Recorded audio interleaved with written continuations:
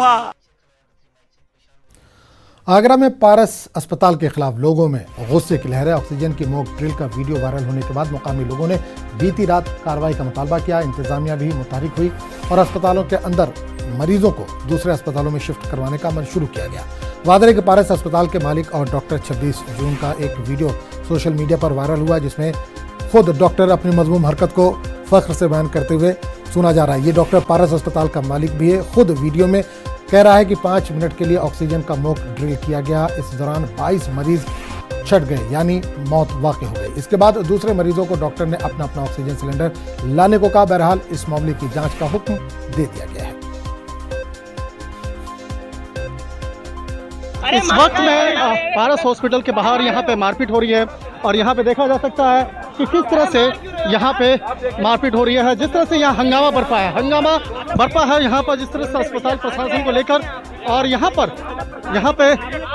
पे देखा जा सकता है कि किस तरह से यहाँ पे मारपीट हो रही है।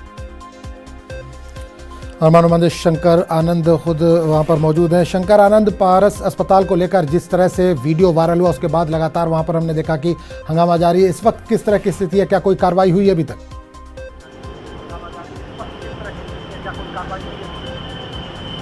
देखिए, इस वक्त मैं पारस हॉस्पिटल के मुख्य द्वार पे हूँ और जिस तरह से यहाँ की अगर कार्रवाई की बात करें तो कार्रवाई ये अस्पताल को अब सील कर दिया गया है और यहाँ पर जो 55 मरीज थे उसको दूसरे अस्पताल में शिफ्ट कर दिया गया है और कल देर रात में ही उन तमाम मरीजों को शिफ्ट किया गया है। यहाँ पर बाकायदा जो नोटिस है कल से ही लिख दिया गया था कि यह अस्पताल दिनांक 8 तारीख से बंद है।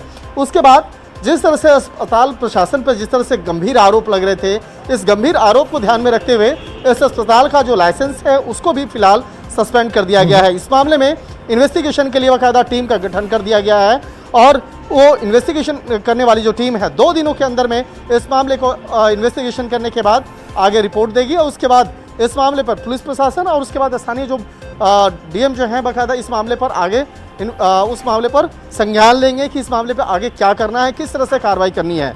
लेकिन जिस तरह से अगर कहा जाए कि पुलिस इस मामले की तफ्तीश कर रही है कि जिस तरह से यहाँ पर अस्पताल पर जो एक गंभीर आरोप लगे थे, यहाँ के संचालक पे गंभीर आरोप लगे थे, तो उस पर कितनी सत्यता है और कितने मरीजों की वास्तविक तौर पर मौत हुई है। और जिस तरह से वीडियो वायरल हुआ था उस मामले पे क्या वीडियो में जो कही जा रही बातें वो तमाम बातें सही हैं या उस वक्त में मौके की नज़ाकत को देखते हुए उन सब चीज़ों को जिक्र किया जा रहा था। तो एक तरह से कहा जा सकता है कि स्थानीय पुलिस प्रशासन मौके पे पहुंची है और मौके पे पहुंचने के बाद इन तमाम मामलों की पड़ताल में जुटी है और 2 दिन के अंदर में तमाम मामलों की इन्वेस्टिगेशन करने के बाद उस रिपोर्ट को हैंडओवर किया जाएगा। देखा जा सकता है पुलिस प्रशासन जो है लगातार अंदर जाके इस मामले की इन्वेस्टिगेशन में जुड़ी हुई है। और जिस तरह से कल हंगामे की बात करें तो कल देर रात में हंगामा जरूर हुआ था इसी जगह पे। कल वहाँ पे 2 गुटों के बीच में मारपीट हुई थी और जिस तरह से मारपीट हुई उसके बाद तत्काल मौके पे पुलिस प्रशासन भी पहुंची और इन तमाम मामलों की इन्वेस्टिगेशन करवा रही है कि कौन लोग पहुंचे थे, किस तरह से यहाँ पे हंगामा हुआ। और उसके बाद कल देर रात में तकरीबन 9:30 से 10 बजे तक में तमाम मरीजों को इस अस्पताल से दूसरे हॉस्पिटल में शिफ्ट कराया गया। बहुत शुक्रिया इस तमाम जानकारी के लिए, बहुत शुक्रिया इस तमाम जानकारी के लिए।